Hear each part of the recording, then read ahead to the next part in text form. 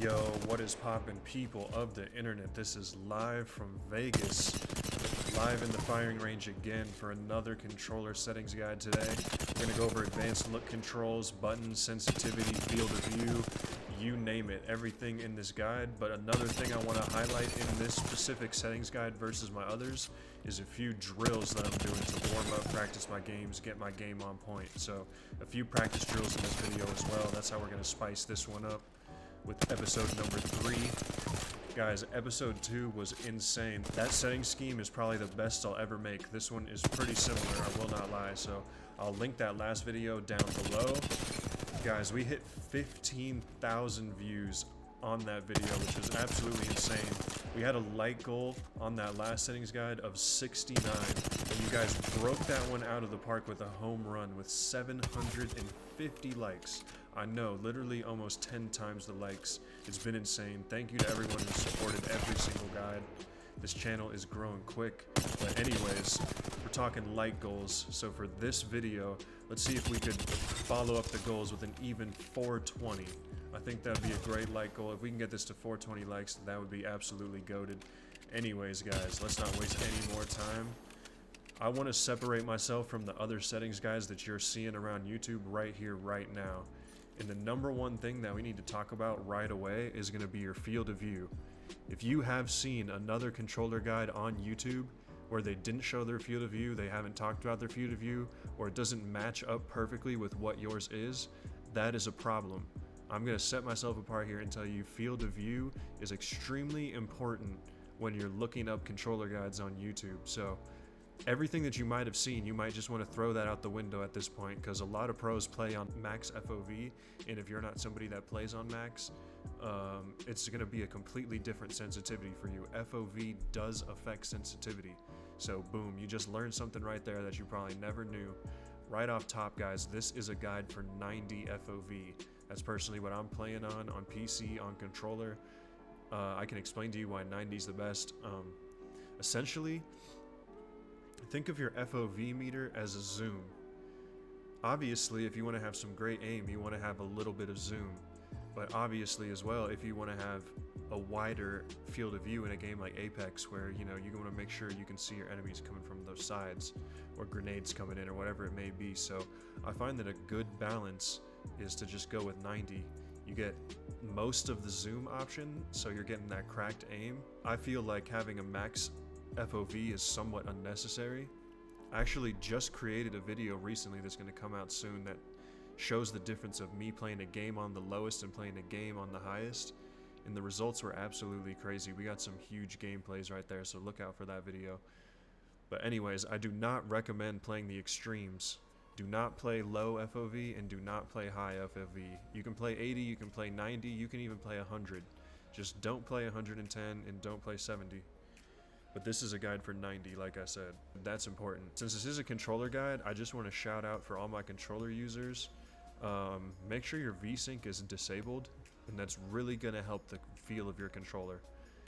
If you're on PC, you know what this means. If you don't worry about it. But disabled VSync is huge if you're on controller on PC. Just shouting that out as well. And I play on 1080, by the way, for anybody that wonders. I don't have a 1440 crazy monitor or anything like that. Just a normal 1080 16:9. Important one, button layout. As you guys have seen on my other controller guides, button puncher is absolutely huge. Unless you're playing claw on button jumper, this is the only option that you need to be picking. This is the absolute best method for crouching at all. This is just something that I've been using since the OG days, since Battlefield 3. So you get those perfect crouches that everyone's always asking about. As for the advanced look controls, the ALC, the juicy sensitivity information, it's pretty much the same overall here, guys. There's only one difference, and I'll explain everything here in a second. For my first time viewers, I should just explain when I'm referring to default sensitivity. It's actually this physical line that's on the bar. This is the Apex standard. This line that you see, and each bar has an individual line. This one's up here, this one's down here. So that's the default sensitivity when you hear me saying that term for my beginners. Anyways, for the dead zone, you want to just go about half the default. No particular ticks here. As you can see, these are pretty big jumps, so I'd go at the lower of the half tier. For the outer threshold all the way down, you don't need that whatsoever. For the response curve, four ticks up from the bottom. So 4 ticks on the response curve up from the left. Response curve is a very important setting overall, and you should know what it means and how to use it. You can refer to one of my other videos for that, but for this one we're keeping it simple. Just roll with this response curve. It's nice and balanced. Our per optic settings, people ask me this one all the time. Do not worry about your per optic settings, but if you really were getting nitpicky, I would say only go 4 times and up, just with tiny adjustments. For this specific guide, I'm telling you guys, 1 to 3 times, it does not matter. I would just turn it off. This is cracked for almost any scope.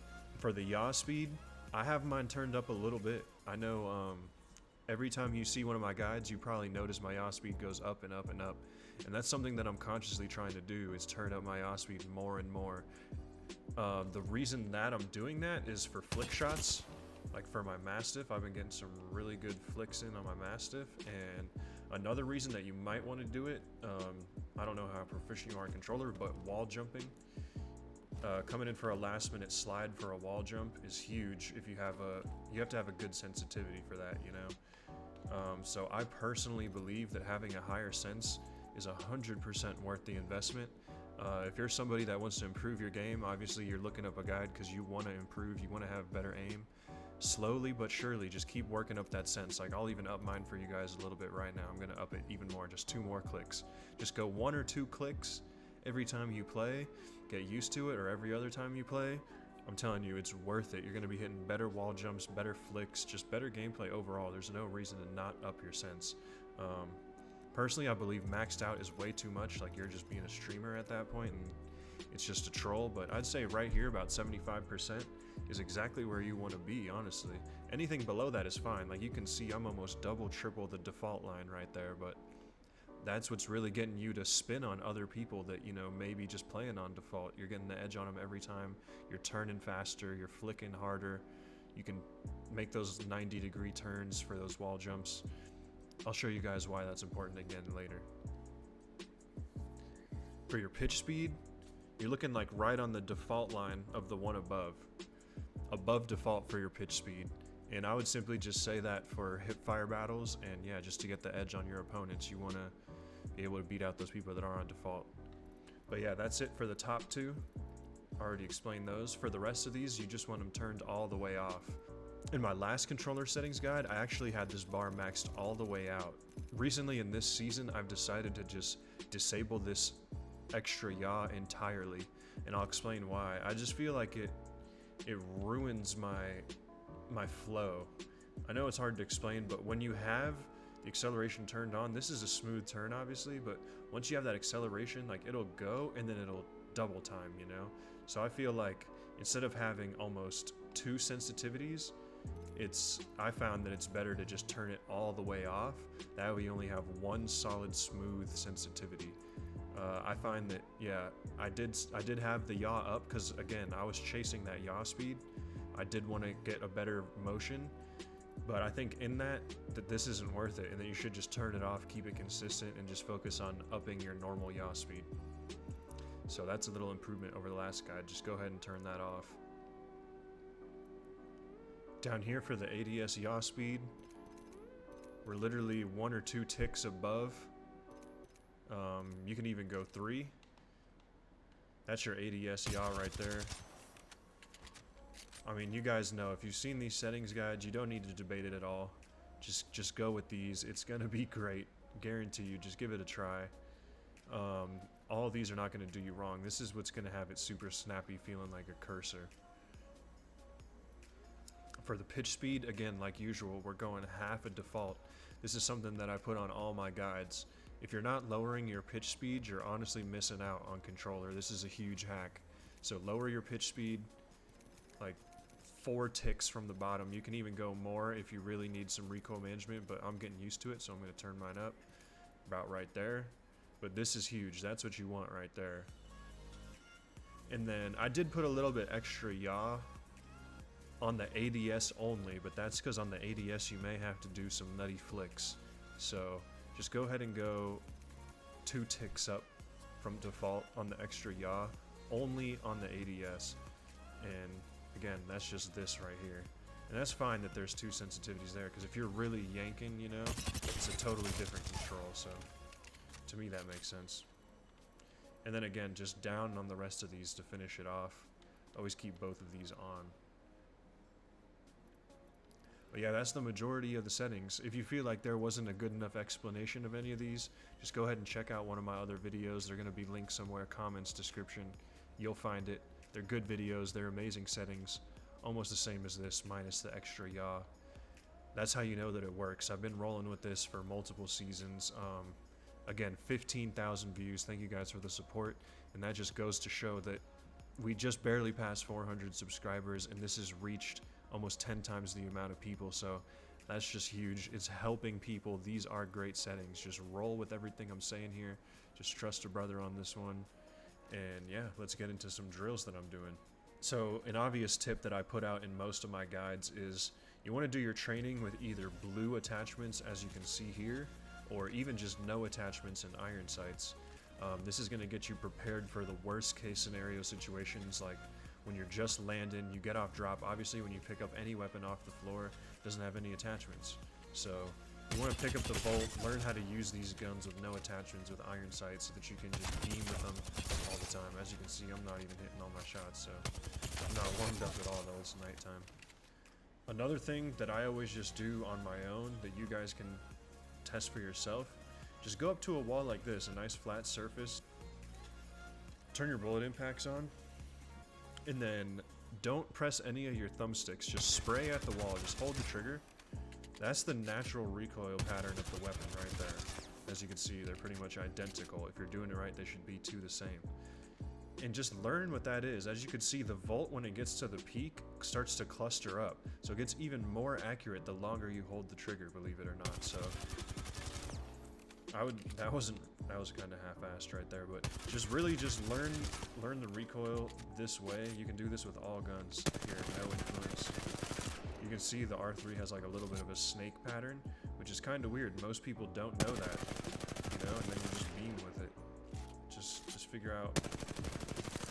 I think it's important to kind of visualize the recoil pattern of each weapon. That might help you guys out. It helps me out as well. Yeah, so let's go over just 2 quick drills that I'm doing. 2 quick drills, guys. I promise you these will just be worth another 2 minutes of your time. The first one I'm doing is just Horizon. Just practice throwing this, flying up, and hitting. That's going to practice your headshots. This is going to practice your jump shots. I mean, this is literally just upping your game in so many ways. Your recoil control while moving at max speed, that's huge. I mean, these are just multiple ways you want to work. Obviously, you can shoot here. That guy's a little weak, and then practice your hip fire going up. You can practice like falling off shooting. You can go halfway up, do a fadeaway. You can practice a slide towards someone. But this is huge, guys. Don't forget that Horizon is available in the firing range. You don't just have to sit here and stand stationary and shoot targets. That's not what you want to do. You want to simulate combat. You want to crouch strafe. You want to be getting the craziest. You want to be throwing your abilities and everything. You want to be trying to hit the most frantic shots of your life when you're trying to warm up with no attachments. You can see, like, I'm just beaming them. And eventually this will just become easy to you, you know? So I'd say doing the Horizon is a huge way to step up your game if you're not doing it right now. And second, the next thing I like to do is just switch over to Octane and pick up a Mastiff and then practice my wall jumps on this one right here. The reason I pick up the Mastiff is just because it's a big burst damage. It's kind of hard to hit with the SMG, but I'll show you guys what I do here. So you just get a running start, slide, and you just try to hit the guy for max damage. As you can see, my ratio of wall jumps is very good now. I promise you guys, when I was starting out with this, I was not getting good solid wall jumps every time. So that's why you want to practice this. So that way when you actually need to wall jump in a clutch match, you're actually getting some good height on it. And this also helps you practice your flick, because you have to come in at an angle, jump at an angle, flick. So these are huge scenarios that you guys need to be practicing if you want to get cracked. If you want a wall jump tutorial, I can make that because it needs a full explanation and we'll go over some drills and everything. Right now is not the time. We're going to just keep it settings. If you guys want a wall jump tutorial, drop it in the comments. Honestly, I'm probably just going to make one anyways because why not? You guys need to know and I want to help you guys out. So wall jump tutorial coming soon. But yeah, this is one that I practice. If you're someone that struggles with wall jumps, that's why I pick Octane. It is significantly easier to hit a wall jump as in the Octane stim. Way easy. If you feel like you're messing up your wall jumps, just go ahead and stim around a few times, and I'll show you or get it, and then you can just start nailing these. Oh, that one wasn't good, but you get the point. And then, yeah, the reason I don't use the Volt SMG is because you come in, I mean, you can barely snap 2 bullets before you hit the ground, so I just like to flick with the Mastiff, practice my flicks. You can wall jump off of any of these. Those are the 2 drills that I do. I just recently got my first 4K badge being a day 1 player, so I'm still improving myself. Getting 4Ks, these settings do work. 4K approved, 20 bomb approved. We're gonna get better together. If you guys enjoyed the video, like, comment, subscribe. If you didn't like the video, it didn't help you, just leave a dislike. I really don't care. This has been Live from Vegas, and I'll see you guys online. Peace.